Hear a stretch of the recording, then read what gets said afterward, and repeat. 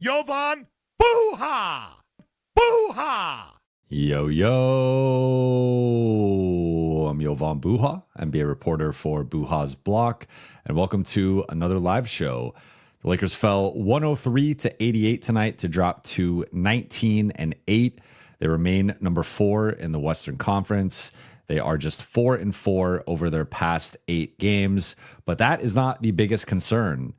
Coming out of tonight's loss to the Clippers, it is Luka Doncic and this lower leg calf contusion that he suffered in the first half caused him to leave the game at halftime and not return for the second half.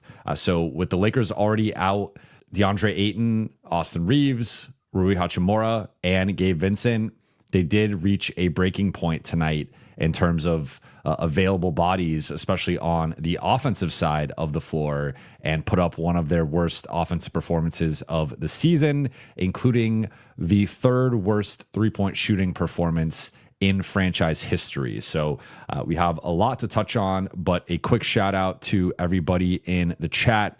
You are all real ones for tuning in after a loss, as always. Shout out to the late night gang.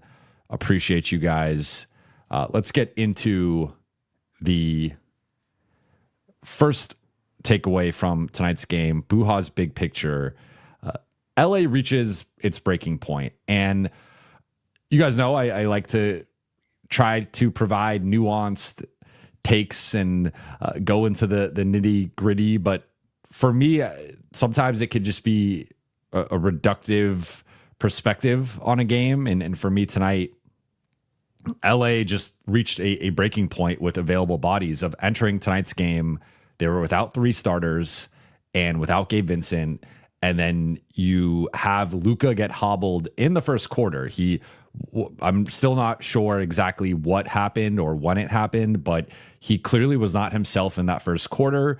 And when he exited the game for the first time, you saw him wincing and grimacing on the bench. And then even when he returned, did look a little bit better in his second shift compared to the first shift, and got downhill, had that floater, and had that jumper that he got fouled on that they didn't call. And I thought overall was a little bit better in his second shift, but clearly was not himself tonight. And then obviously did not return after intermission.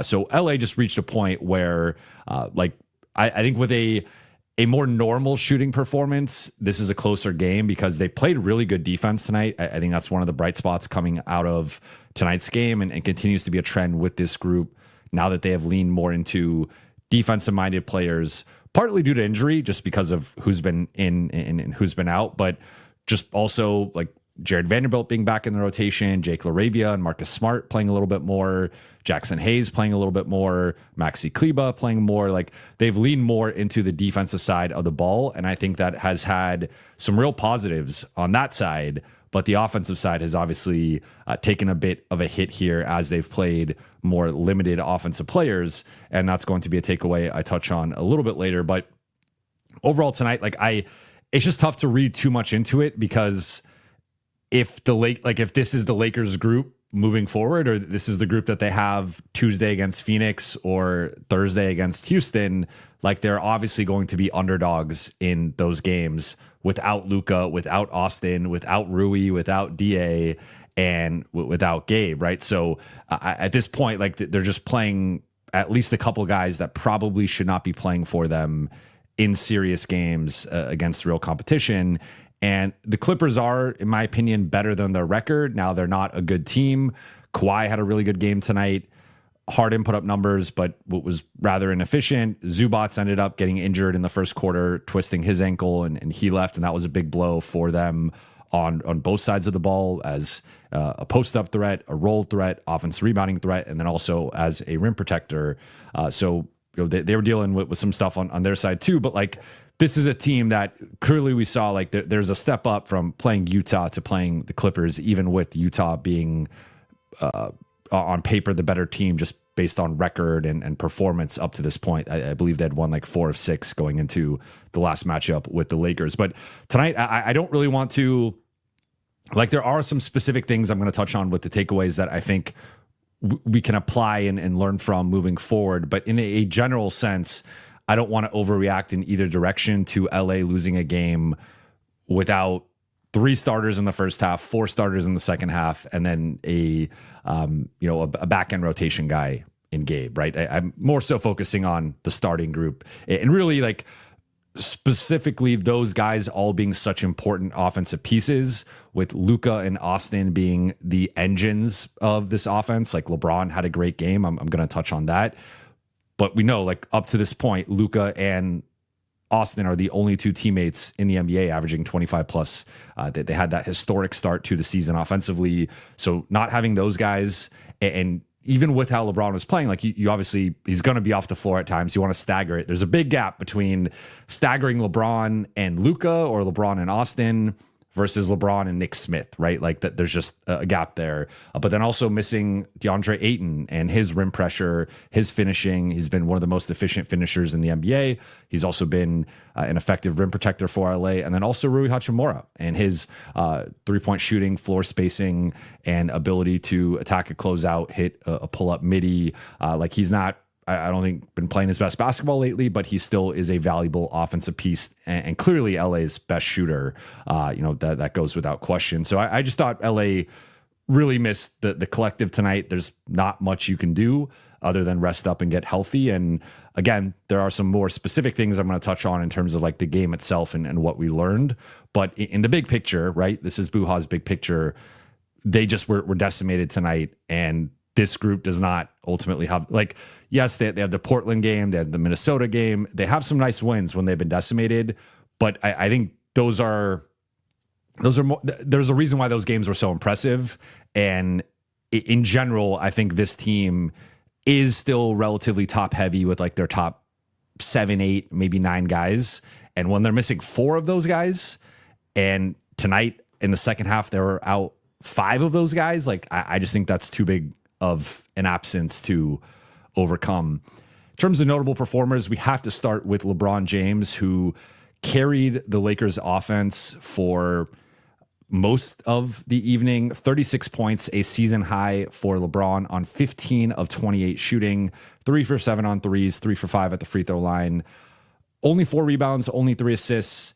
So those numbers are lower than we're accustomed to with him, but 2 steals, 1 block. I think the broadcast said he had 3 steals, and then they switched one to a block, but 3 turnovers for him based on how much he had the ball. And this was the most just because of Luka going out and no Austin. This was the highest usage LeBron had all season. I thought, all things considered, he was really special tonight and looked, I think this was the most he's looked like himself again with like, I'm going to touch on LeBron in a second, so I don't want to go down that road. He's going to be one of my takeaways. So just like he was awesome tonight. Then you have Luka, who left at halftime, or did not return for the second half. 12 points, 5 rebounds, 2 assists, 4 turnovers, 4 for 13 shooting, 1 for 6 on threes.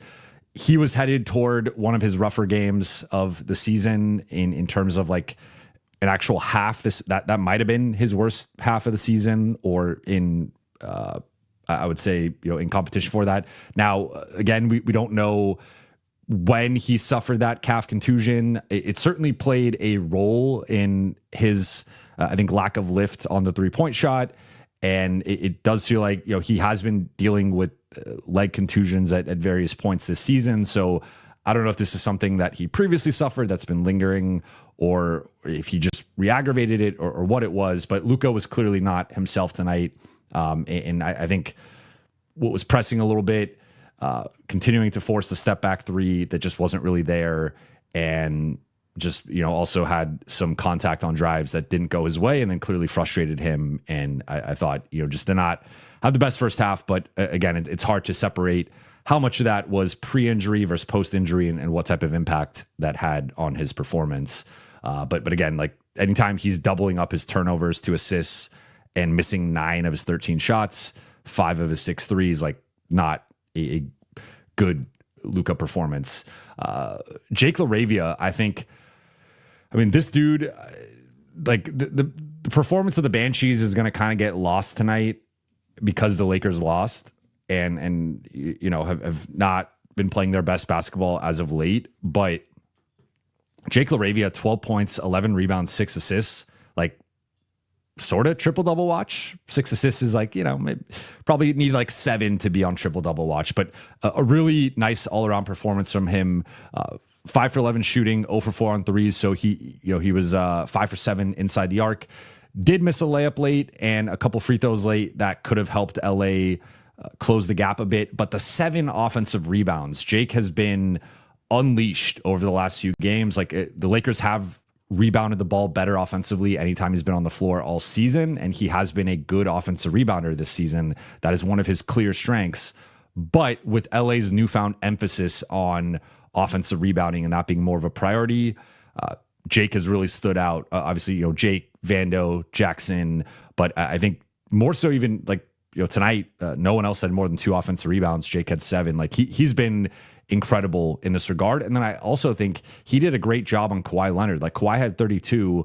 Most of those were not on Jake. And Kawhi was 8 for 24 overall. So not an efficient night from Kawhi from the floor, and had 3 turnovers to 3 assists. So that's another factor there. But I like Jake in both games against Kawhi, I think has done the best job of any Laker. And I thought tonight he was impressive on Kawhi again. Jackson Hayes, relatively quiet night, 8 points, 5 rebounds, a couple assists, a steal in 31 minutes. Got, I thought, pushed around by Zubats early. A little, Zoo had the one post up where he saw the double team coming, splits it, goes in for the hook shot. And then, he only played 11 minutes. I forget if he exited late first, early second, but either way, Zoo, didn't play that much. But Jackson had a couple lobs, and I think continues to play well. Like he's on a minimum contract. He is outperforming that. And overall, like he should not be starting for this group. And we have seen some of those limitations with him as a starter. But he is, I think, exceeded expectations and really been a bright spot overall this season. Marcus, rough shooting performance from him. 5 points, 1 for 12 shooting, 0 for 9 on threes. And that, we're going to touch on the shooting from the role players in a second. So I don't want to spoil that, but like this was not a good Marcus game from a shot selection perspective. And he can toe that line. He's often towing that line. Tonight, he jumped over the line, and the defense was solid, not quite as impactful as it has been recently. So that was kind of another thing where you had the combination of not the best defense from Marcus or not his typical, I think, level defensively, and then also the shooting. And then off the bench, Maxey came in, did Maxey things, missed a couple of threes, but I thought was solid positionally, defensively, what was part of some of LA's better defensive groups, as he tends to be. Vando came in, numbers don't really pop, did hit a 3, but 4 points, 5 rebounds, a couple of offensive rebounds, continues to play well. And I thought it was notable, he led the bench in minutes, did not get the start in the first half with the team still shorthanded, and did not get the start in the second half with Luka out. It ended up going Dalton. So JJ was still looking for some offense from the bench. But Vando, I think at this point, looks to be cemented back in the rotation as he should be. And I thought tonight, the full court pressure, the half court pressure, again, a steal and a block, like he just is doing a lot of positive things defensively. The offensive end, he did hit the 3. Now, I think there are a lot's maybe strong, but there are definitely possessions where a possession starts well and then Vando's defender helps off of him, and then it's a kick to the corner, and then he either takes the shot, which he more often than not is not going to make, or he starts to look for like a DHO or like to reset the offense. And it can almost be like a record scratch in the Lakers offense when the ball gets kicked to Vando in the corner, because teams are just not going to respect him. And like he could hit 4 threes in a row and they're probably not going to respect him. It's just, that's on the scouting report that he's not a shooter. So I think the Lakers are still figuring out the optimal way to use him offensively, but even with the offensive concerns and limitations, he's defending at and just making these 50-50 plays, energy plays that he has to be out there. Dalton, airballed three off a pin down early, and I just, he got the start in the second half with Luka out, but I thought Stu Lance called it out brilliantly of like after the air ball, he was just like, Dalton continues to just be in his head and not really be the player that we know he can be. And I think that's the frustrating thing with Dalton right now. Like 4 rebounds, like he is, again, in general, I would say his like best non-shooting / scoring skill has been his rebounding. He has tended to rebound the ball well for a minus defender and for a guy who pretty much is a scorer and not a playmaker, not really a ball handler. But like the rebounding has been solid. And so I want to call that out. We got some Adu minutes in the fourth quarter. He played 6 minutes and, didn't really stand out in a positive or negative way, but just is out there solid defensively and switching. And I thought you had a nice driving kick where I think that's like an element I'd like to see more from him, where I think he got, I don't remember who kicked the ball out to him, but I think it was on the left wing. Someone kicked the ball out to him, and instead of shooting it or instead of driving and trying to create for himself, he saw that there was someone, I think it was Jake, open at the top of the Jake or maybe Nick Smith, but it was that early fourth quarter group. He drives and then he kicks it to the top. They missed the three, but that was like a little play that with the like it's more incremental progress for a rookie. And I think he's showing the signs, right? I think especially with Vando coming on as strong as he has recently, Vando has sort of taken that role back in the rotation, but Adu, especially with how many guys were out, like I at least like JJ giving him an opportunity. Then Nick Smith, I thought came in and, he as they joked on the broadcast, is, field goal attempts per 36 are up there with like Luka and Austin and LeBron. Like he is nothing if not confident, but sometimes the Lakers can use that type of force off the bench. He did lead the bench in scoring with 9, and that was not all like garbage time. He was hitting shots and hit a couple shots early, or I think he hit that 3 to close the third, hit the jumper early in the fourth as LA went on that 15-0 run to get within 7. They were down 80-58, going a 15-0 run to get it to 80-73. Then the Clippers respond with an 8-0 run, which basically LA never really gets within striking distance again. But Nick Smith, I think, continues to be just solid off the bench. I mean, he's a two-way guy. I don't think he's an every night rotation guy, but especially we've had the conversation about like Nick versus Gabe or just Gabe in general. Like Nick, I think, has been defending better. He is limited on the defensive end, and that is just something you have to factor in when figuring out his optimal role within this team. But I think he's continued to be, I think, like relatively impressive when given more leeway. In terms of stat of the night, has to be 6 for 38 shooting on threes for LA, 16%, which is the third worst 3-point percentage LA has ever shot in a regular season game. I believe in any game, actually. The second time in the past 3 games that LA has been under 20% on threes. And this brings me to my takeaway number 1, which is the limitations of the Banshees. And what I mean by that is if we look at, like, one of the things I think has been clear, especially recently, but at various points when the Lakers have been injured and depleted, is like there is a guys can step up, right? Like Jake has stepped up before offensively. Nick Smith has stepped up before offensively. Dalton has stepped up before offensively. Guys have had big nights off the bench, but like for the most part, we know the Lakers lead the NBA in terms of starter scoring, right? And it's because those 5 guys who start are the majority of that's like 80% of their offense is the starters, right? So when they're without multiple of those guys, it obviously affects the offensive rhythm. I think the function, and there are some real limitations here. And one thing that I think LA, again, this is more so a function of who is out to a degree, but I think we saw I think there's been, when we've talked about the rotation, like there's been this fantasy for some people of like, what if LA just leans all the way into the defense, right? What if Vando's starting playing 35 minutes a night? What if you're like just like shifting the rotation entirely to the athletes and to the defenders? And I think we've seen the upside to that, right? Because LA has been winning the possession game lately. They dominated the offensive glass against Phoenix and against Utah. And even again tonight, they had 14 offensive rebounds. Clippers had 13, so they won that. They won the possession battle, took 8 more shots than the Clippers, took 3 more free throws. Had a big part of that was the turnovers. They had 5 fewer turnovers, but like, LA's won the possession game. They've been defending the ball better. This held the Clippers to 103 points on 43% shooting, one of their best defensive performances of the season.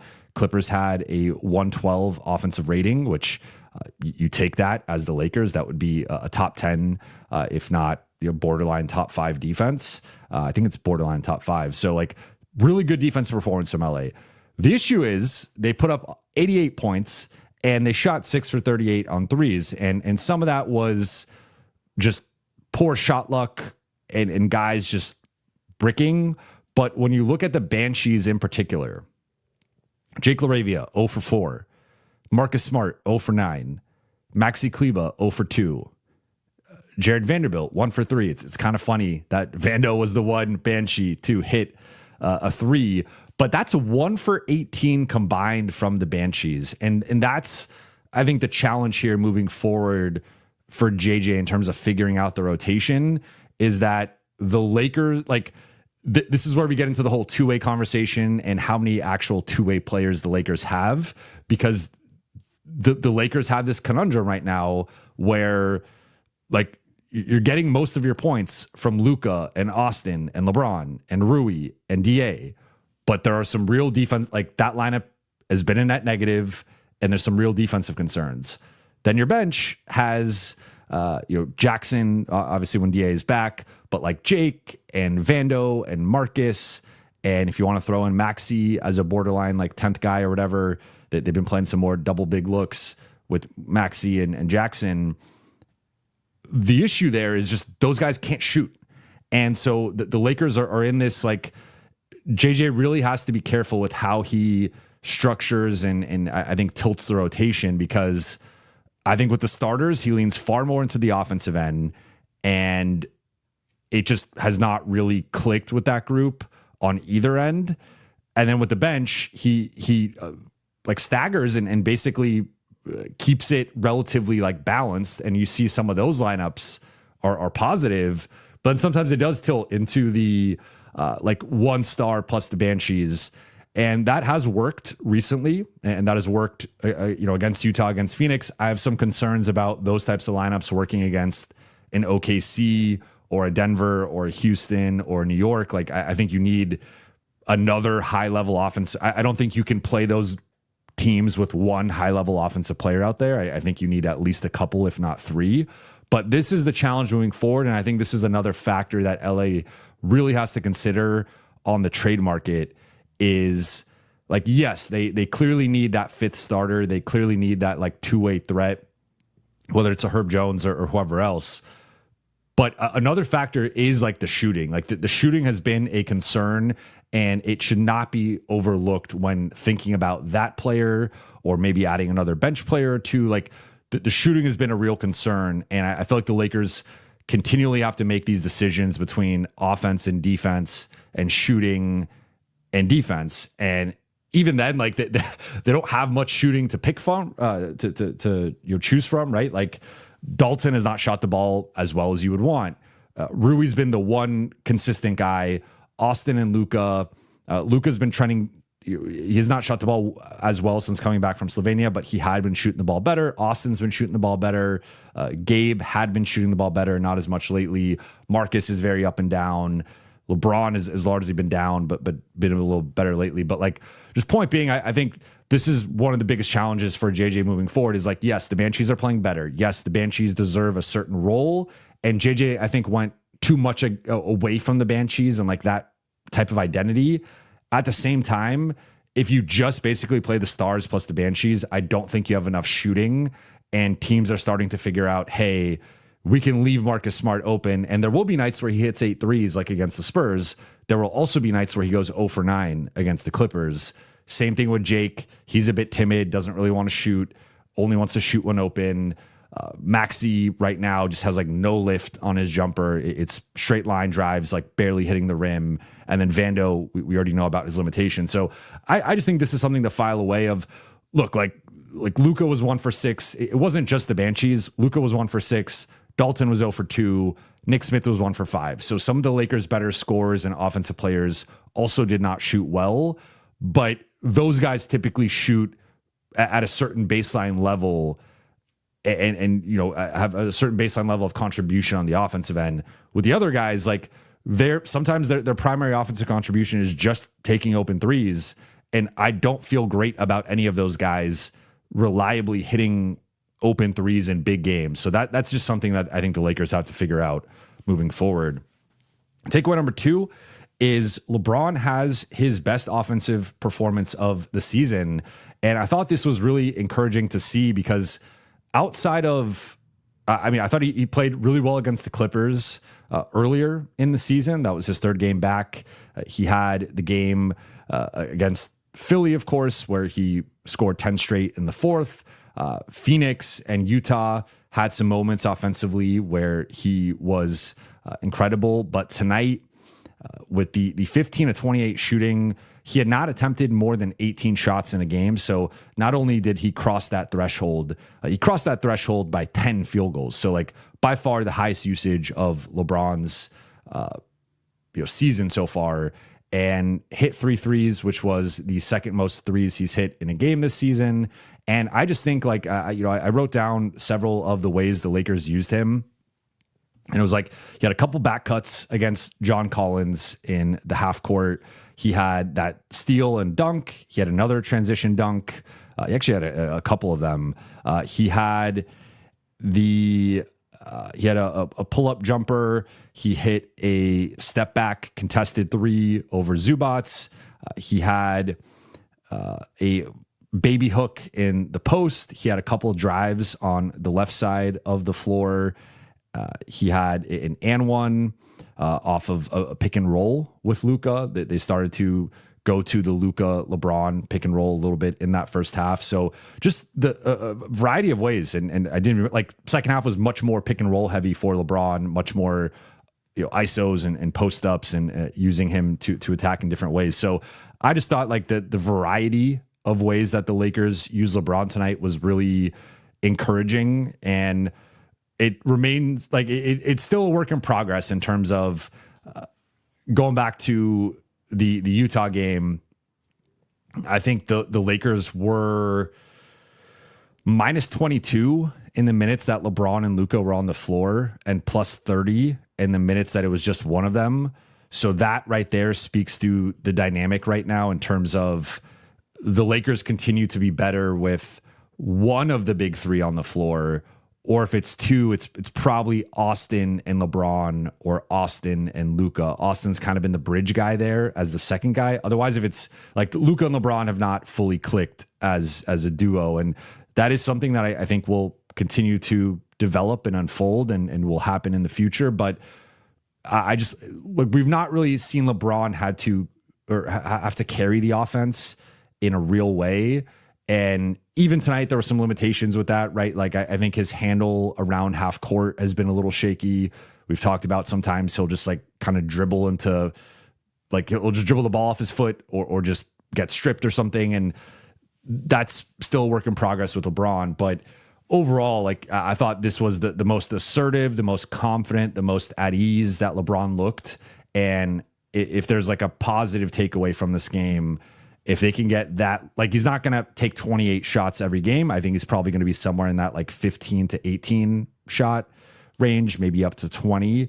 But if you could get like this LeBron on lower usage, that player is really effective. And I thought defensively, he had some really nice effort plays. He had that one, like the sequence against Kawhi where he contests him, Kawhi gets the rebound, he strips him, and then Lakers get the timeout call. That was during that run early in the fourth. So just tonight was definitely his best offensive performance and best scoring performance. I think there have been games where he's been better defensively. I think there have been games where he's contributed more on the glass and with the passing. So I don't know if this was his best overall game necessarily, but certainly 36 points on 15 of 28 shooting.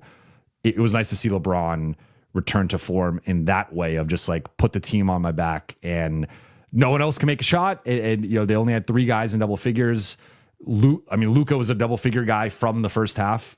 Jake LaRavia barely got there late in the fourth. So no one else can make a shot. It was basically all LeBron, but he did carry them and help them during a couple of their big runs. And then final thing, before we get into the Q&A, just the injury updates. So JJ said after the game that there is no update yet on Luka. And the Lakers play again Tuesday against Phoenix. So I don't have a great read right now if he's going to play in that game. Like Luka will want to play in that game because Luka hates missing time, and it's also Phoenix, and you got the forever beef between Luka and Phoenix and Devin Booker. But we'll see if he's able to do that. Maybe it's a situation where he does rest and he's back for the Christmas game, or we'll see. But with regard to everybody else, there's a chance that DeAndre Ayton and Austin Reeves are back on Tuesday against the Suns, which would be big for LA, especially in that matchup. And then Rui's supposed to miss 3 to 5 days, which it's sounding like he's going to miss the Phoenix game and then be potentially a game time decision for Christmas.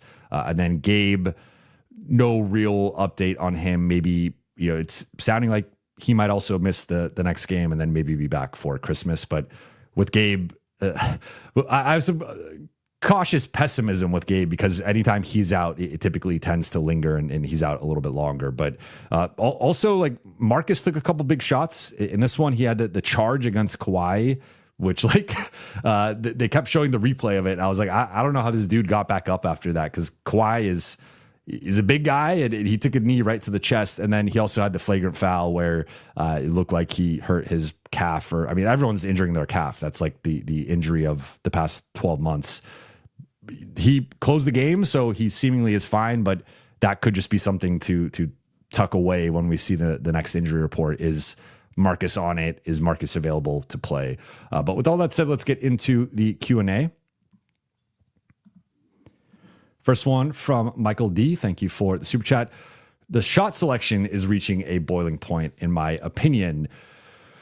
Do tell. Are you talking specifically about a player? Are you talking specifically about just the team in general? I thought it was interesting because I did not like LeBron's first 3 shots. I wrote that in my notes. Like I thought he was settling a bit, and his jumper has not been falling consistently to start the season. I think he's looked much better getting downhill.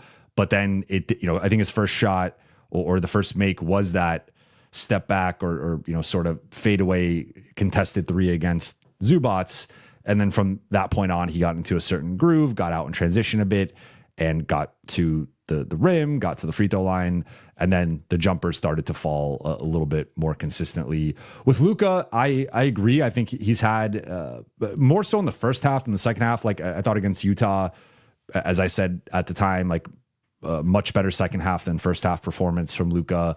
I think one like minor gripe that I can have at times with him is like I think sometimes he does try to draw the foul, and when he's getting a normal whistle, he typically gets that call or gets that call maybe half the time, 2/3 of the time. But there are some whistles or some nights where the refs just aren't calling that particular play. And I thought tonight was like, it's been very, I wouldn't say it's been like frequent throughout the season, but you could almost tell in the first quarter, like Luka will try to draw the contact, throw the shot up and not get the call.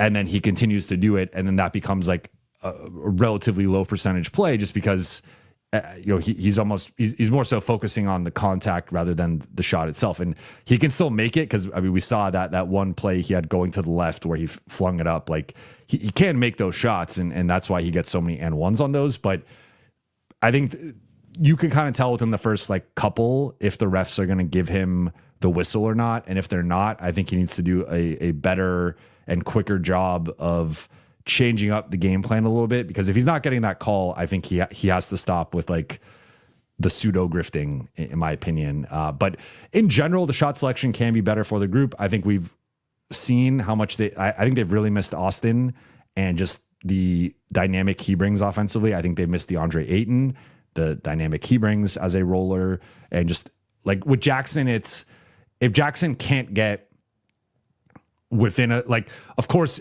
he does have because he's so athletic, he has a certain runway where he can't take off from far, but like for the most part with Jackson, it is, if he's not within like 4 feet of the basket, he's not really a threat unless he's passing. So DeAndre just adds a different component there in the post or in the short roll. And then even Rui tonight, just not, I think if Rui plays, he hits at least a couple threes and maybe that swings a section or two. So yeah, the offense has not been great lately. I do think that's one of the downsides, again, kind of with the whole Banshee conversation, is the Lakers don't really have a two-way Banshee. Like Marcus and Jake can kind of be that depending on the night. But in terms of just like a Banshee you trust as a shooter, that has not been really the case this season. Michael D again. So I guess you were talking about Luka. Thank you for the second super chat. Luka's working outside in instead of inside out like he should. He has full control over whether he's the best player on the court every night. I agree. I no disagreement here. I think that we've talked before about the aggression from Luka early. I totally understand, and I think it's worked for him. He has the proof of concept. He has the track record that's how he's most comfortable playing. I think like if that's how he wants to play, he has earned that right to play that way. I think the nuance within that, though, as you're discussing here, is like, I think it has been a little bit more lately him trying to get the 3-point shot going to then start attacking. Whereas I think it should be the opposite of him getting downhill more. Then they start to play for that, and then he can create that separation. And again, there's a balancing act with like, he does try to use the 3-point shot as a threat to then get the defense to sell out or to create some of those driving opportunities. But it just has not been falling at a reliable rate recently. And I know with Luka, if you look through his monthly splits throughout his career, he does go up and down with the shooting. So he can have a month where he's 32%. He can have the next month where he's 42%, right? So I'm not saying he should not take any threes. Again, I think it's more so I think it's just really the volume he's attempting is a little bit too high for how poorly he's shooting. And I think he should probably be more so in the 8 to 9 range rather than like consistently at 11, 12, 13. If he's hitting 5, 6, 7, that's a different story. Okay, ramp up the volume. But when he's consistently 2 threes, 3 threes, maybe 4 threes tops, that's where I think like you don't really want to stretch past 9 or maybe 10 at most, because then it starts being too like he'll hit 4 threes, but if he takes 14, it's just like, well, you missed 10 of them. Like that's just too many. And so I think that's been something that he needs to just recalibrate that a little bit, and that'll help, I think, the offense. That'll help his efficiency. And I think like that's kind of the next thing that the Lakers need to focus on with him offensively, in my opinion. Colby, thank you for the super chat. Not to be pessimistic, but rewatching Q1, I didn't see any play where Luka got hit in his leg. I feel like the contusion is a placeholder, and it could be a calf strain, which he has a history of. Not good. Thank you for going back and rewatching that and reporting back. I appreciate the rewatch there. Yeah, I mean, I didn't see anything live that I just noticed he started to limp and he and then people start going to well, he's faking this because he's having a bad game. Like I don't think that's the case. And like Luka plays through injuries all the time. Luka, I think is among the league leaders in minutes right now because he wants to play a certain amount of minutes and he's pushing for that. So this is the ultimate competitor who he's not going to fake an injury. Like the fact that I'm even having to say that, I think is ridiculous, but that I saw a lot of that on social. So I just wanted to push back and clear that up. But Yeah, I mean, he like, and also remember this time last year or around this time, he got injured right before the Christmas game with the calf injury that he had last year. So we're about a year removed from that. He's already had, I believe, a calf or lower leg sort of calf injury earlier in the season. So this is something to monitor moving forward. And I would not be like, if I'm the Lakers, I mean, that's the guy you obviously cannot afford to lose for any extended period of time. So if it is like a temporary step back in terms of, hey, we don't have him against Phoenix, hey, maybe we don't even have him on Christmas. If it's like 1, 2, 3, maybe even 4 games that you have to be careful with him for him to be fine the rest of the way, like you don't want to be messing with the calf like this. And same thing they're dealing with Austin right now, right? So I mean, I guess if that might be the best analog here is Austin has missed the last 3 games. He might miss a 4th game and dealing with a similar injury. That might be like the blueprint for LA, which would then potentially knock Luka out for at least the next couple games, if not potentially longer. And then Lakers rise with the super chat of the evening. I think it's going to be difficult to top this one. Thank you for the super chat. I love me some Jovan with a purple and gold heart. My wife is in the other room, so you got to be careful that she does not hear that, but I appreciate it. And I thank you. I'm flattered. 2 Sizzle says 1 injury sucks, 5 injuries way too much. Yeah, and like, look, I know people have been clamoring for Gabe to not play, right? And it's funny because I think we've seen different elements of like, there's the people who want Austin to come off the bench or think Austin is overrated or even somehow a bad player. And like, I think that the Lakers have clearly missed him.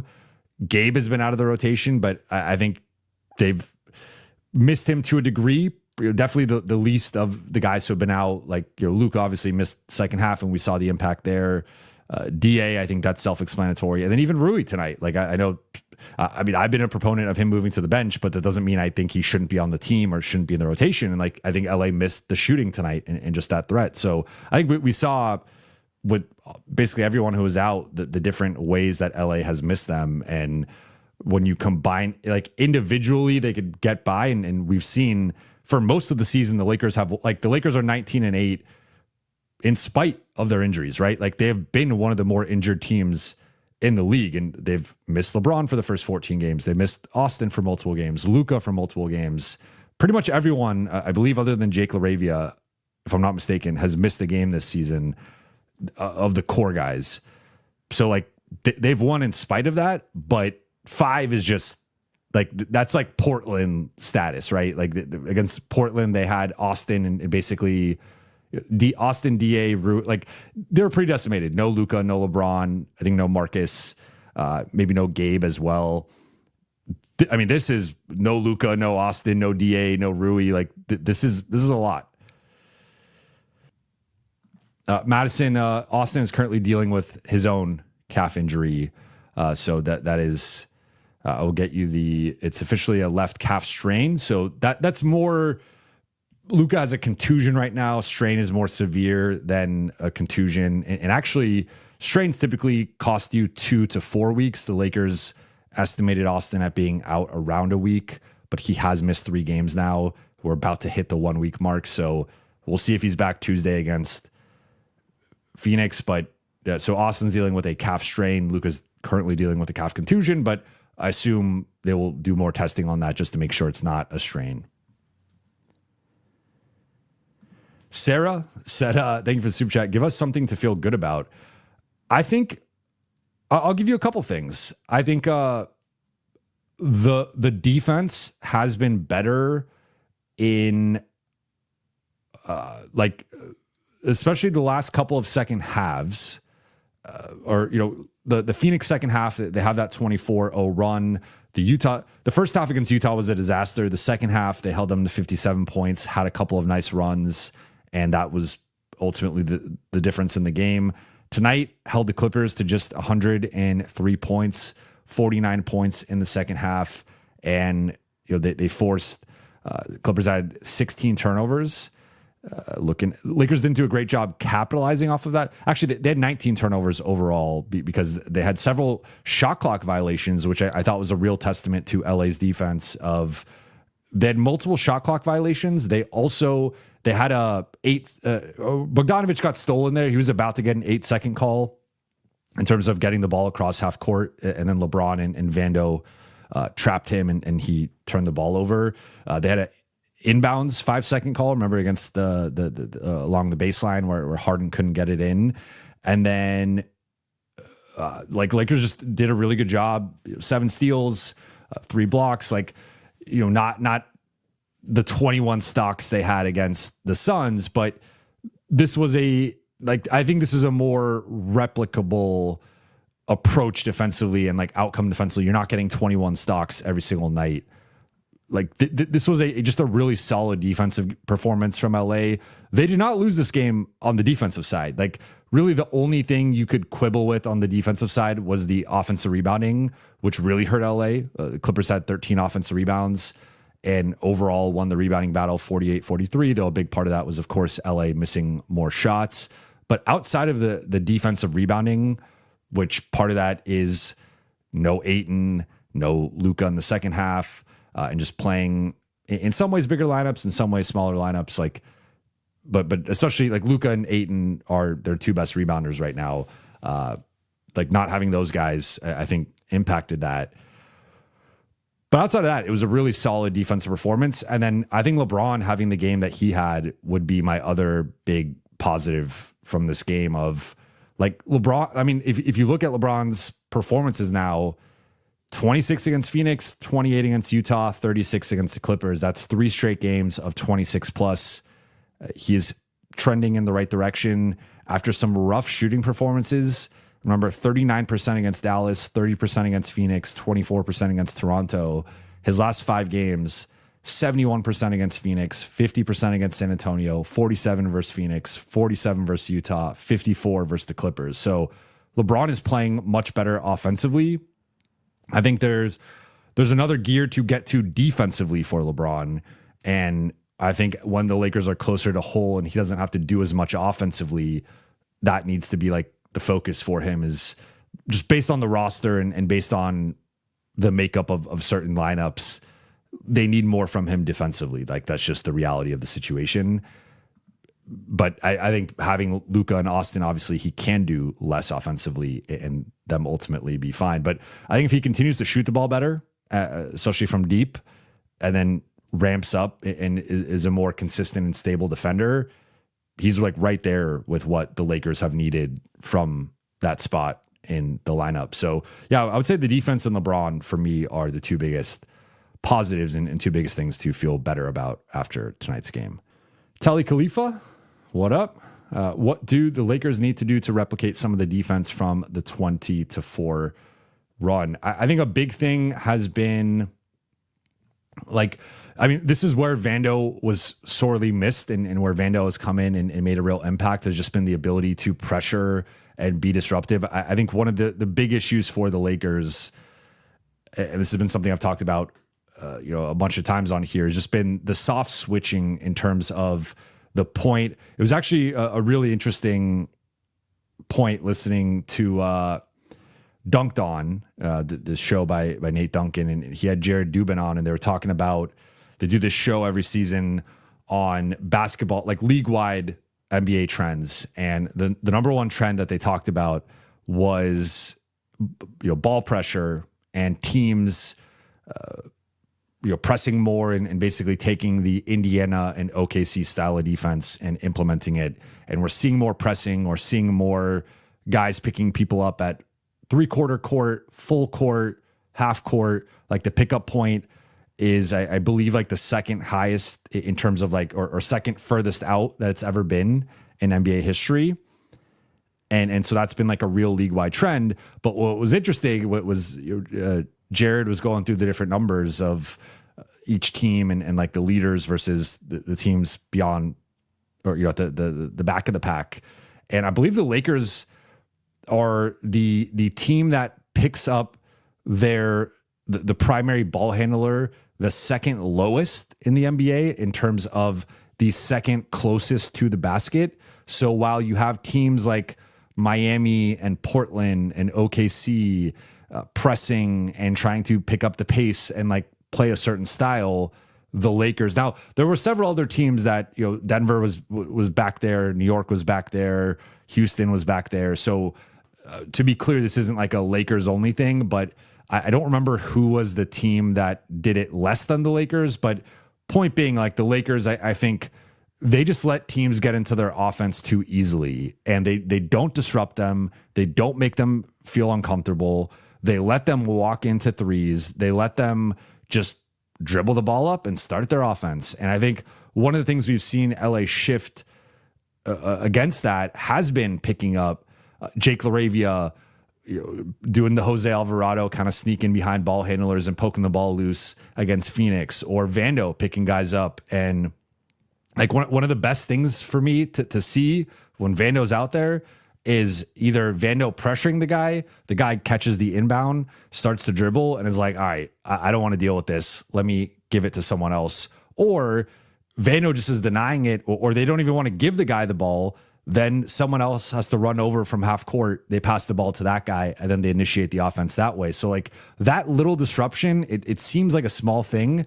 That's a real thing of you want to make the offense uncomfortable. You want to make them like, just think about from the flip side with the Lakers of when the Lakers have dealt with pressure and how much they've struggled with that. But like when you see, hey, they're doubling Luka like in the backcourt, and now it has to be Gabe bringing the ball up or Marcus bringing the ball up. It's a difference. Like it's a real difference in terms of like how LA gets into their offense. So the Lakers need to apply that same logic, that same pressure to their opponents. And I think they've done a better job of that. And when you've seen these runs that they've gone on against Phoenix, against Utah, against the Clippers, it's been because they've been able to apply pressure.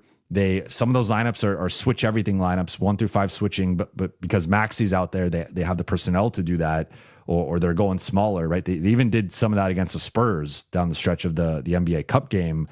But when they're switching everything, like if you have the personnel to do it, and that's where it's different switching everything with the starters versus switching everything with Marcus and Vando and Jake and Maxi and LeBron. Like, that's been a lineup that has played together. That's a different lineup, right? When you have your best defenders out there, plus like LeBron, who can lock in and fit into that type of unit, that's a different story than doing it with the starting group when it's Austin out there, or when it's Rui out there, when it's Luka out there. Like, it's just a different caliber of switching defense. So I think we've seen that with some of those bench groups of the banshees can wreak havoc, especially if you don't have like anytime James Harden was off the floor, you saw the shakiness. Like Bogdanovic really, I thought Bogdanovic, he's my dude. He's my Serbian brate, but he had a really rough game tonight on both sides of the ball. And that is something where LA, I think, could take advantage of. They've been really good in those early second quarter, early fourth quarter minutes. And I think that's becoming like a nice little boost for them, where even they'll be down like 8 or 5 or whatever after the first. And then all of a sudden they go on these little runs. Or after the third, they go on these little runs, and all of a sudden the game is close, or maybe they take the lead or whatever. So I think the pressure has been a big thing, especially with Vando, either as the primary guy or as the helper. And having Vando or Marcus in either one of those roles, I think it really, like, especially I think Vando's almost better sometimes off the ball, and the lineup some of the defensive data supports this, because Vando kind of is almost like a cat, and he can kind of play like coy a bit in terms of, well, I'm not going to go for this. Like, it almost looks like he's not in position, and people forget how long and athletic Vando is. And then they'll try to make a certain pass, and all of a sudden Vando is jumping the passing lane and deflecting it or stealing it or whatever. So I think it's just been the disruption on the defensive end, which part of it's been the switching, part of it's been the personnel who's been playing, part of it's just been like an effort and urgency thing. Like, LA's just played harder and been more physical, and you combine all those things, and that's how you go on some of the runs that they have. Like, a lot of it's been really good defense into transition, and sometimes there's a shot making element. They get hot for a little bit. That helps, but I think especially with the LeBron lineups, defense into transition, that's how LA can flip some of these games. Zach Wan, didn't see your super chat. Super chat from Zach Wan. Thank you for the question here. Why is our shot not falling? Is that our shot selection for the role players or our attack too reliant on the stars? Hence, other role players have no rhythm. It's a good question. I think it's a combination of both, to be honest. I think, the funny thing here is the Lakers have not been shooting the ball well the last 3 games. I think it's been 3 straight games of 33% or less, including 2 of the past 3, 20% or less. But before that, the Lakers had actually been on a stretch of shooting the ball well. Looking at it from starting with ironically, the Clippers game back in late November through the San Antonio game, LA was shooting 41.5% on threes over the past, that 8-game stretch. It was only 34.6 attempts per game, so relatively low volume. But I think that's like a more realistic approach for them, is that they're not going to be a high volume 3-point shooting team. That's just not really the way they play. Luka, Austin, LeBron, and Ayton, those guys are all elite inside the arc. And whether it's at the rim or the mid-range, those guys, and also factoring in free throws, like those guys are going to live a certain amount inside the arc. So I don't think this is not the 2024 Celtics or even the 2025 Celtics or the 2026 Celtics, right? Like they're not a high volume 3-point shooting team. But I think a realistic model for the Lakers is this year's Rockets, who are a low 3-point shooting team volume-wise, but are a high 3-point shooting team in terms of makes and percentage. So that, I think, is like how LA can kind of stabilize, of taking smart threes and making them at a reasonable rate. Now, to your point, I think there's been some rhythm stuff where first halves, I think, have been a little bit too ISO-centric for LA. I think Luka in particular has been a little bit more jump shot heavy and ISO heavy lately in first halves. I think he's been better in second halves, but like that's been a little bit of an issue for him, whether it's the first quarter or just first half in general. That can sometimes affect rhythm. But I also just think like the Lakers have certain guys in certain positions that I talked about it. The Banshees went 1 for 18 on threes. And to be specific again, Jake, Marcus, Maxey, and Vando combined to be 1 for 18 on threes tonight. I don't think that's not something to expect every night, but that's also not a group you're expecting to go like 12 for 18 on threes, right? Or even 8 for 18. Like that's probably a group that's more in the like 4 to 6 3-point range out of 18. If we're just looking at the ups and downs with them. So I think part of it's the personnel, part of it's who's been out. Austin's been shooting the ball better. Rui, of course, always shoots the ball well. Ayton is, I think, improved as a short roll playmaker. So, and they didn't have Luka in the second half. Luka hit a 3 in the first half, probably hits at least 1 in the second half. So there were, I think, like multiple layers as to why LA did not shoot the ball well and has not shot the ball well in 2 of the past, really the last 3 games from 3, but especially 2 of the past 3 games. I do want to note though, like if they play the Banshees more, there is at some point like a limitation to just like, the Banshees can have a night like Vando going 1 for 3, I think is a win, right? Like Vando shooting 33%, you take that every single night. Marcus 0 for 9 is terrible, but then Marcus also just had the game against San Antonio where he hit 8 threes, and like, Marcus is going to fluctuate. Jake's going to fluctuate. Maxey right now is just not really a threat offensively.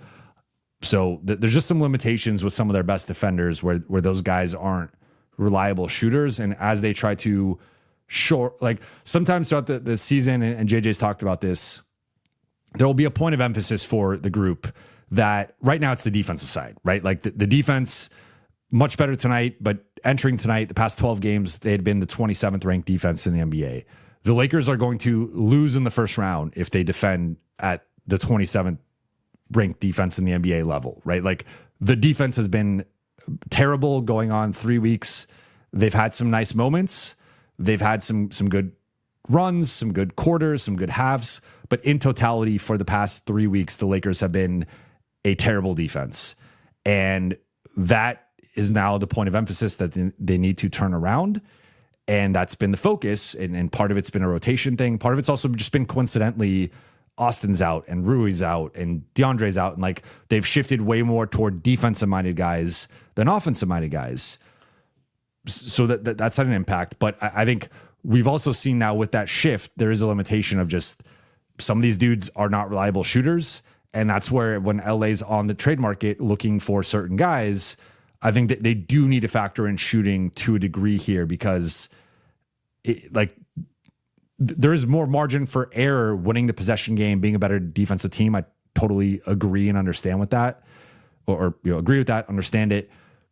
But you also need to be able to make shots. And this group right now they've been a bottom, factoring in volume and percentage, they've been a bottom 10 3-point shooting team all season. And I think that's like something they need to at least get closer to average, if not in the slight upper half.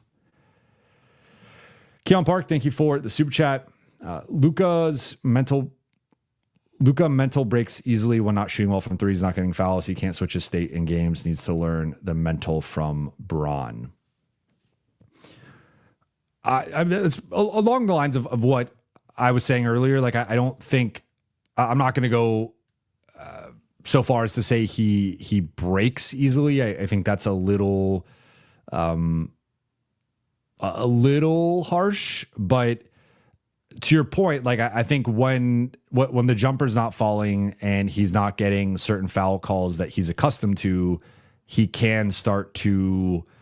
You can tell when he's frustrated, right? And it can go one of two ways because the wrong person says something to Luka, and we've seen Luka just snap in a positive way and go into what JJ calls the blackout state and just start killing. Like you don't want to say the wrong thing to him, especially at the free throw line. Then he starts to go off. But it can also be sort of the inverse of that, where he continues to kind of press through it. And I thought.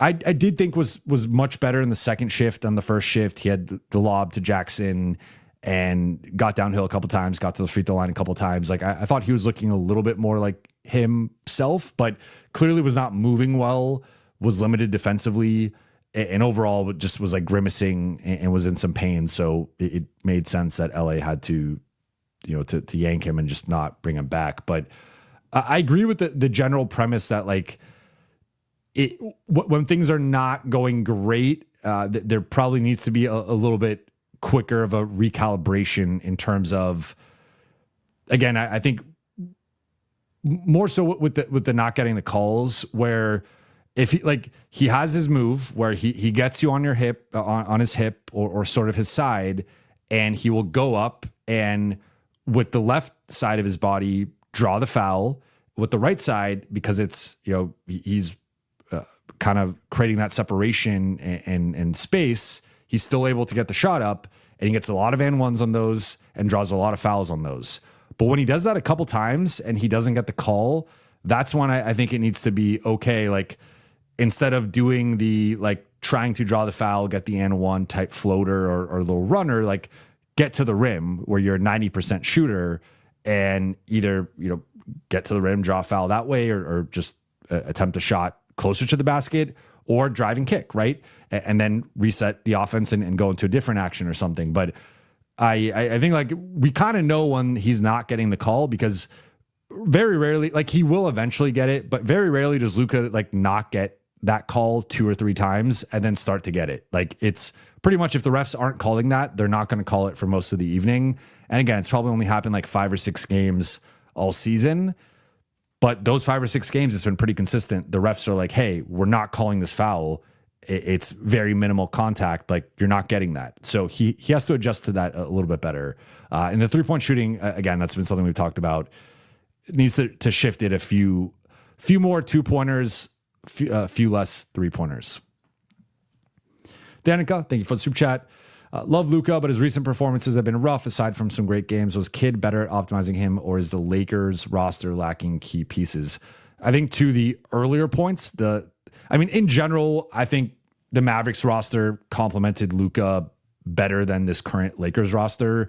This does not feel like a roster that was really built to maximize him. I think it's better than last year's roster. And I think DeAndre Ayton's a better offensive player than Derek Lively and Daniel Gafford, and surprisingly holds up well in a lot of defensive metrics. I do think overall those guys are more intimidating rim protectors, and like also with Lively, there was an element of switchability that he had in during that playoff run, and that I think is he's a more versatile and switchable defender than Ayton, and Gafford's a better shot blocker, rim protector, like intimidating force.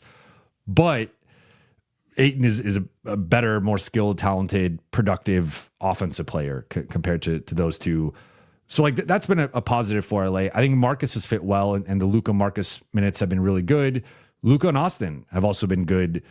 It's not like the Lakers have actually defended reasonably well with those two on the floor, and the offense has been incredible. So, but ultimately, what Dallas had that the Lakers don't have is they had more two-way players, they had more shooting, they had better defense, and that's why a big part of why they were able to supplement Luka and make the finals run. Like, of course, Luka was the biggest part of that, but I think their roster just like Dallas had. I mean, that's the irony in the whole Luka trade was that Dallas had built pretty close to the optimal roster around Luka in terms of rim running, rim protecting centers, a bunch of athletes and 3-and-D type players.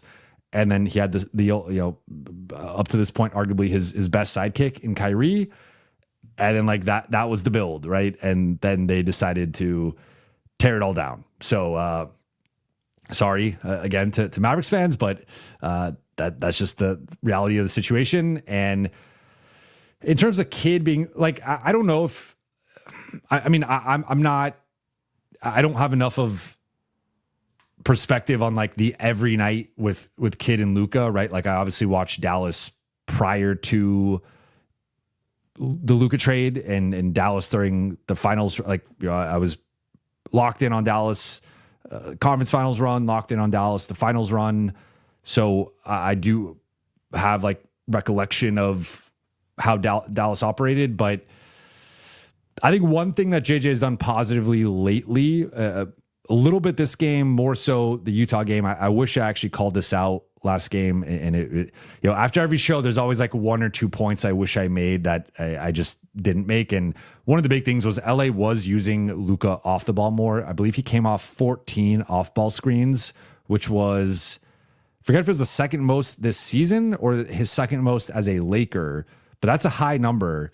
And they're running, I mean, they run Luka off pin downs and the double pin downs and the 77 actions and whatnot. But like this was at a higher rate than normal. And sometimes Luka coming off those pin downs, curling into an action, it either gets him the opening to get downhill, or it just kind of makes the defense a little uncomfortable, makes them, his defender has to go through a couple screens maybe. And then all of a sudden now he's going into a pick and roll. Maybe the final screener is like the big man that then flows nicely into a pick and roll there. So I think the Lakers, like that's something that Dallas did a bit as well with Luka. That's something that maybe the Lakers can do a little bit more, but I think it's more so just the Lakers don't have a PJ Washington. They don't have a Derrick Jones Jr. They don't have really even a Lively or Gafford. Like again, Ayton and Jackson have elements of those guys, but I don't think they do exactly what those guys did at such a high, like maybe on the offensive side, it's again, Ayton's a better offensive scorer, finisher, whatever, but the lob, Jackson and Luka have their lob connection, but then like also factoring in the rim protection and defense, I do think collectively Lively and Gafford were probably more impactful two-way players overall. But yeah, I think it's to me, it's more so probably the latter than the former. But certainly the Lakers can optimize him more as well. I think it's like, again, two things can be true. Zach Wan, thank you for the super chat. Our offense will be number one if our threes and free throws fall. And the turnovers, and the Lakers have been better with the turnovers lately. Obviously, we know like in losses, they tend to really turn the ball over and struggle with ball control. But yeah, I mean, the threes, I just think that there's a limitation there in terms of they're never going to be a high volume 3-point shooting team. And even if Houston's like the goal, maybe that's just not like they have gone through streaks or stretches of good shooting and bad shooting. So that might just ultimately top out with them being around a league average shooting team, barring a trade or a notable, buyout addition or something. But the free throws, yeah, I mean, the free throws, we've seen them like, opening night, they shoot 61%. They lose to Golden State. 68% in Minnesota. That's the game they win on the Austin game winner. Recently, they've been better. Like at Philly, they shot 63%. That almost cost them in that game. But they've been pretty solid from the free throw line. But sometimes in some of these losses or close games, that's where they really like at OKC, they shot 68% on free throws. That wasn't the reason why they lost, but didn't help. But yeah, I agree. Like I think Denver is playing at such a high level offensively, it's going to be tough to catch them. But I think LA their floor should be third offensively when at full strength. And they should be in that Denver conversation for best offense in the NBA. Going to go about 15 more minutes here until the 1:30 mark. So get your questions in. Sarah says, Jovan, we need 2 things can be true shirts. Yeah, still working on the merch. Was hoping, unfortunately, I've had some delays with the conception process, but I have a collab in the works that has taken a little bit longer than I've wanted. But at least a sticker or something. 2 things can be true is kind of becoming my my catchphrase, I guess. One of them. Nala, thank you for the super chat. I think Luka needs to be used more as a screener to force switches, especially late game. He spends 90% energy shot clock trying to get a switch. That's a good point. I think, and Nala continues to ask awesome X's and O's questions. I do wonder. So I almost view it as like baby steps right now in terms of already we're having a hard time getting the Lakers to consistently run the Luka LeBron pick and roll for whatever reason.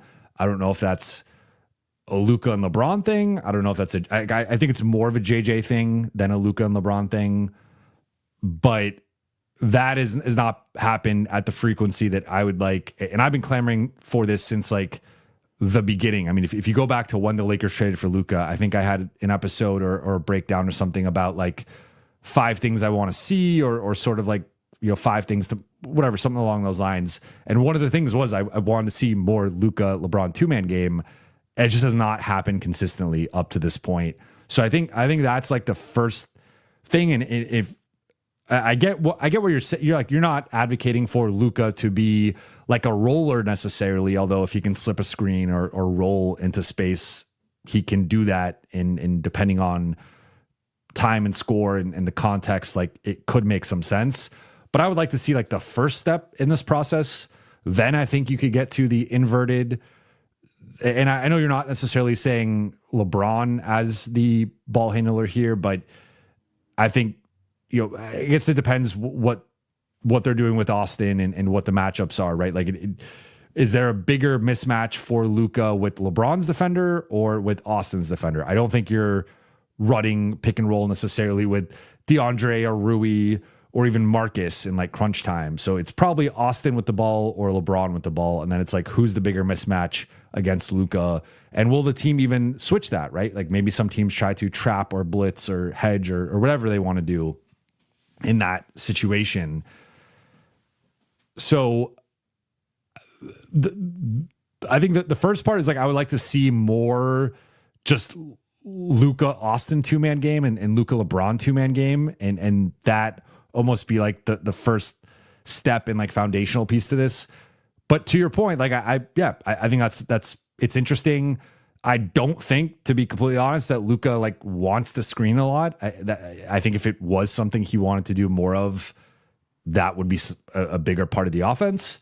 And I think we see this with some stars, like just would rather have the ball in their hands, or if they're going to be like Luka. There was one play tonight that really stood out. I think it was Luka was in the left corner. LeBron came off a pin down on the right side, got the ball, and then I think immediately went into a pick and roll with Jackson and just showed like whoever was on Luka did not leave Luka. And like Luka can be a decoy in the corner.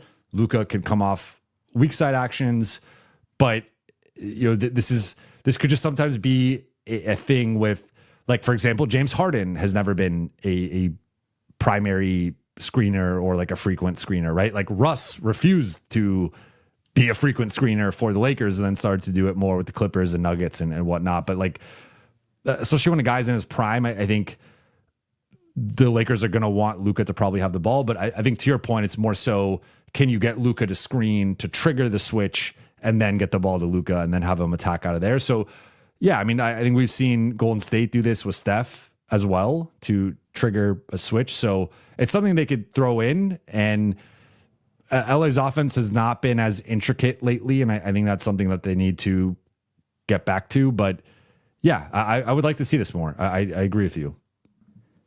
Jay Note says, bro, you were so spot on of your assessment of Marcus when we first signed him. His shot selection is diabolical, especially when the ball is not going in like tonight, SMH. Yeah, I mean, look, I tried to with those breakdowns, and it's been a minute since I've done a breakdown. I'm overdue, so that's something on my to-do list here at some point over the next couple of weeks, or a couple of weeks is gonna be tough with Christmas and New Year's and some family time. But like some point in the first half of January, I definitely want to do a video breakdown. It's been too long, but yeah, I mean, I went through literally every possession of Marcus's over the last couple of years on both sides of the ball, and it was like, okay, the shot selection is going to drive some fans crazy, and I don't know if it's something the Lakers can rein in, because I just don't think it's something anybody can rein in. Like, this is a guy who has looked off Jason Tatum in playoff games and taken big shots in key moments, and he's made some of them, but he's obviously missed some of them as well, or turned the ball over or whatnot. So it is a situation where you kind of have to live with it with Marcus. Overall, I think he does more positive than negative, but certainly a night like tonight where I don't think he had quite the level of defensive impact that we're accustomed to. Then he also goes 1 for 12, 0 for 9 on threes. That's where it tilts too far, I think, in the negative. But I think this is more of an exception than the norm. Now, in general, he does take bad shots, and he will drive you crazy every night for a few possessions with the shots and with the turnovers. That's just a part of it. But overall, like, he's made a real impact in terms of plus minus, on off. I mean, just even the eye test, like, you see Marcus out there, the defense just looks a little bit better. Like in the worst case, I think in the best case, it's a lot better, right? And then especially if you put other banshees around him, there's like a force multiplier, like amplifying effect. But yes, the shot selection is diabolical, and he's another guy who, like, ideally when it's not going in, he could have some better restraint, but he clearly does not have much restraint. RGN Cal 4872. Our team foul baits way too much looking for free throws. We need MFers that can put the ball in the hoop from jumpers. So I'm going to go back to one of my favorite things to say here. I think two things can be true. I do think the Lakers can foul bait too much. And I think all three stars can struggle with this. With LeBron, it's kind of funny because he famously, and again, according to him especially, like, does not get calls. So it's funny when LeBron tries to foul bait because he already doesn't get calls when he just gets fouled normally. But with Luka and Austin, I think it can err on the side a little bit too much of the foul baiting or foul, trying to draw fouls. I think that's a more accurate or appropriate way to describe it. But at the same time, both those guys have been two of the better mid-range scorers in the NBA, also been two of the better foul drawers in the NBA, and free throw free throw attempt leaders in the NBA. So I think both those guys in particular can do those things at a high level. Now, I think the grifting has also, like, Marcus will grift sometimes, not as much. Everyone else, I think, is pretty much kind of, I think, just normal. But it's tricky because I think guys are always looking for competitive advantages, and I do think foul drawing is a skill, and Austin and Luka are both really good at foul drawing. Now, when they don't draw the foul, though, it does stand out sometimes, and it's like, oh well, like I'll say this: I don't think they're like Trae Young, peak Trae Young, James Harden levels. Like, I mean, remember, like James Harden would like legitimately lock someone's arm into his drive and like almost rip their arm out of their socket sometimes, and it was like a very dangerous tendency that he had on drives in his prime. I don't think it's like that level, but certainly there are times they err too much on the side of just like take the shot, don't need to like lean in, don't need to exaggerate a little bit. They can be better with that. So I agree with that. I just also think with those two in particular, I mean, they're two of the better scorers in the league. I mean, Luka's leading the league in scoring. Austin's been in that 25 to 28 range for basically all season, and both have been really good from the mid range and also from, I mean, basically inside the arc, both have been awesome this season. So I think that they have held up that side of it. I just think it can, to your point, err too much into the side of like, all right, you haven't gotten a couple calls here. Like, all right, change the approach. Like, don't keep doing the same thing because you're not going to get it tonight. Right. This is a good one from Two Sizzle. Refs are so bad. You don't bait. You'll never get a call. I think that's fair. And that's like the counterpoint here. Also, like in general, there's been a lot of frustration right now with the refs, and like, you guys know, as a baseline, like standard or rule, I try to avoid getting into the whole ref blame game, and like refs are humans. I think most of them, pretty much all of them, try to do their best, just like any of us. Like some shows, in my opinion, are better than other shows that I do. I'm sure you guys with your jobs sometimes have a better day than have a worse day. Like it's just sort of the human nature component to it. But there's an element of like, you do have to sell it to some degree. And I also think sometimes like when you sell it and you get the call consistently, then it becomes a habit. And it's like, well, I can kind of exploit this or get away with this. And then when you're in a situation where you're not, like, I'll say this, against OKC, you're probably not getting those calls. OKC gets away with a lot of contact, and that's just their style of aggressive defense. And like, that's where I think if Austin and Luka go into that matchup just expecting to get a bunch of free throws and getting some of those calls, I think they're going to be unpleasantly surprised, and it's going to be a rude awakening that like you have to go into that matchup being like, we are just playing. It's about like taking the right shot. It's not about trying to draw a foul. It's not being too cute with it. It's like, if we have an opening, like go to the rim. If you have a mid-range jumper, take the jumper. It's not trying to draw contact, because that is not the matchup you do that in. Connor says that Luka never had the foul baiting plays where he jumps backwards into a guy and falls to the floor without trying to shoot. Shea does that shit every game. Yeah, I didn't mention Shea, but Shea's another one you could throw in there. Jalen Brunson. Like there's plenty of stars and plenty of players who foul bait or grift or whatever term you want to use. With Luka, I think Luka's tendency or Luka's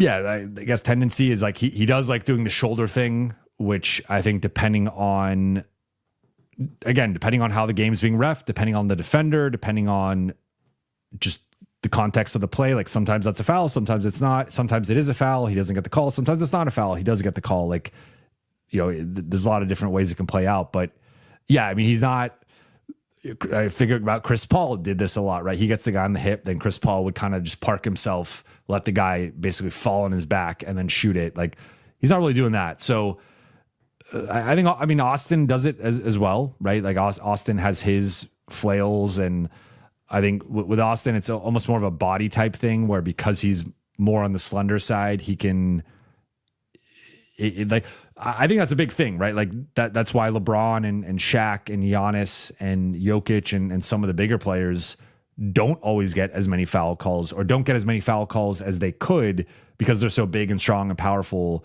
that gets factored into how they're officiated. And then the smaller guys or the skinnier guys, it's the opposite, where sometimes they can get more foul calls because of they get pushed a little bit and all of a sudden they're flying. Like, I think Austin sometimes benefits from that. But in general, I think it's working for the Lakers because they've been a borderline top 5 offense. They are, I believe, number 2 in free throw attempts.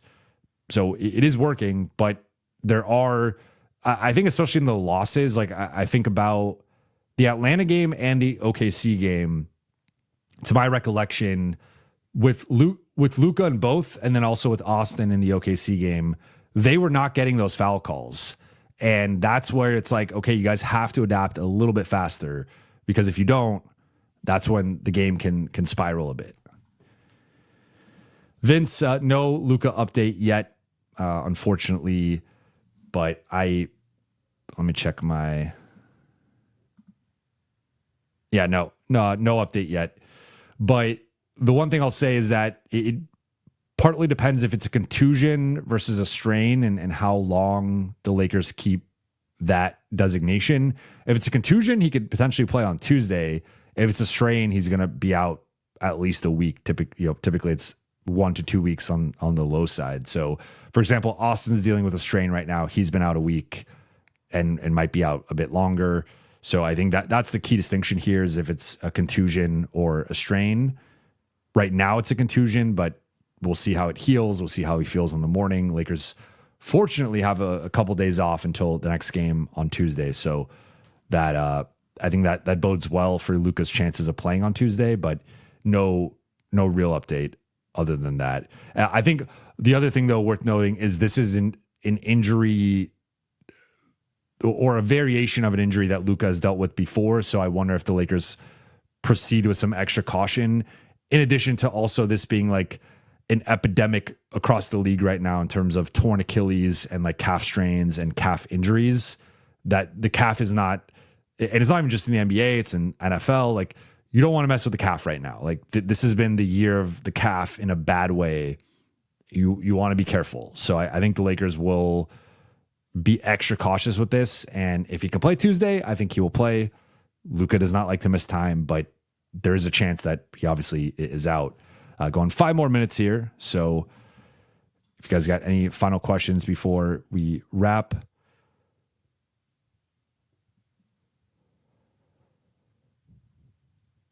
Civic Citizen asked, did you like any houses yesterday?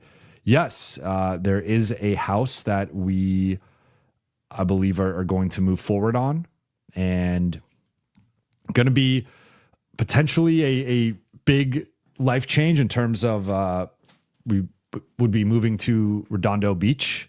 I've never lived more south than Culver City, so I've always been like, grew up in Agora Hills, went to USC, so I lived downtown, then moved home for a little bit right after school, moved down to Culver, or moved to West Hollywood, Culver, up to Beverly Grove area. That's where I've been living now, 2 different places for the past 5 years.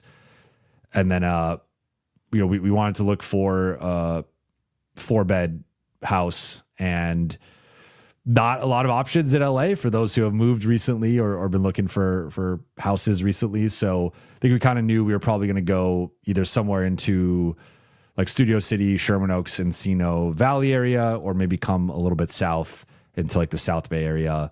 And we found a house in Redondo that we really like. So we're going to put in an application tomorrow, and then hopefully we get it. And then I'd probably be moving at some point in mid to late January. So that'll be interesting to see how that week goes in terms of content and Wi-Fi and all that stuff. But yeah, excited about that and hoping that it ends up working out. NR says, my hunch is that Luka lives in South Bay. He does. He lives in Manhattan Beach. So it'd be like 10 minutes. Things would be really nice from the practice facility. I'd be about 10 to 12 minutes from the practice facility and from Spectrum when I do my 1 to 2 Spectrum appearances every month.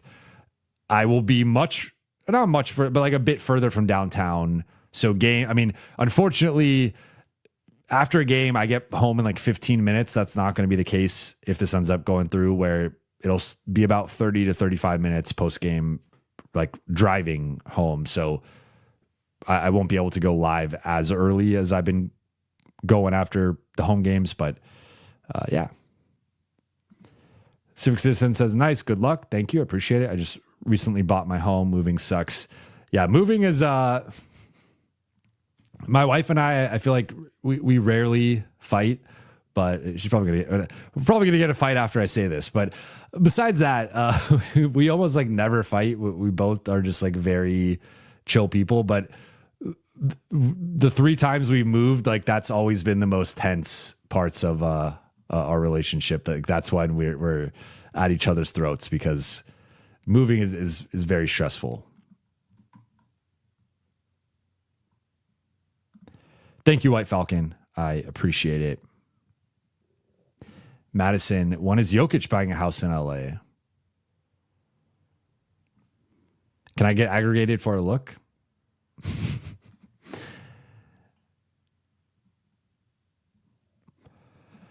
Hannah Barbera says losing to the Clippers is shameful. I think if the Lakers were healthy, or even like reasonably healthy, totally fine and reasonable take. I think losing 4 of your 5 starters, including Luka and Austin, who have been your 2 best players and 2 leading scorers and drivers of your offense, I think that's where, again, as I said at the top, bit of a breaking point there. Jay Note, what are the odds the Lakers don't make a move and stick with the roster until next season? I'm operating under the assumption that the Lakers are probably, I would say, around 60% likely to make a move. Part of the pessimism comes from the potential lack of high-end options, like outside of Herb Jones, who we don't even know is really available. There are not many like starting level 3-and-D guys that have been openly on the market yet. And again, even like a couple guys we've talked about before, Dylan Brooks, Andrew Wiggins, are not projected to be available. So if you put those guys to the side, you put Herb Jones potentially to the side, either because he's not available or because the Lakers don't have enough, you get into slim pickings really quickly. And it's the Keon Ellis, Ayo Dosunmu, Sadiq Bey. I like all those guys. I just don't know if that's if that's a player starting 30 plus minutes and closing games against OKC, Denver, Houston. Like that continues to be my standard for the optimal move for LA. Is like Herb Jones, I believe can be out there. I can envision Herb Jones on Shea. I can envision Herb Jones on Jamal Murray. I can envision Herb Jones on KD or Amen Thompson. I can see that. Keon Ellis and Ayo Dosunmu, much smaller players, so you have a smaller range in terms of their switchability. And then Sadiq Bey, I don't think is quite the defender, and is also more of like a 3-4 defender rather than like guarding down and guarding guards. So point being, I think there's a combination here of the market being a little bit tough right now, the market specifically being like, it's tough in general. It's tough specifically for the Lakers and teams looking for these 3-and-D type guys and what the prices are. And also, I think if the Lakers, I think there is a universe in which the Lakers like optimal or like the most they're willing to trade is some combination of Maxey, Dalton, and a second. And you can get something for Maxey, Dalton, in a second, but I don't think that's necessarily moving the needle that much.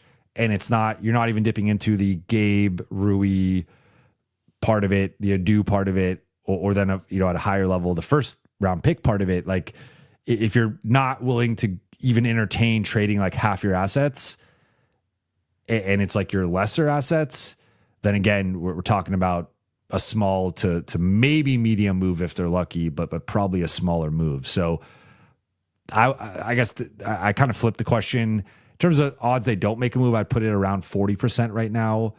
But I do assume as we get closer to the deadline that number is going to drop and the likelihood is going to increase they make a move. I think I think they're more likely to make a move than not. The distinction here is the size of the move, like I don't know how you guys is Herb Jones a big move? Is that a medium move? Definitely not a small move. But if Herb Jones, let's say, is like a 6, maybe a 7 out of, I just did, damn it, a 6 or 7 out of 10, they might end up making like a 3 or 4 move out of 10, which just like, it can help, but it's obviously on the smaller side. Chase says Mark Walters making a move. It's 100%. Then there you go.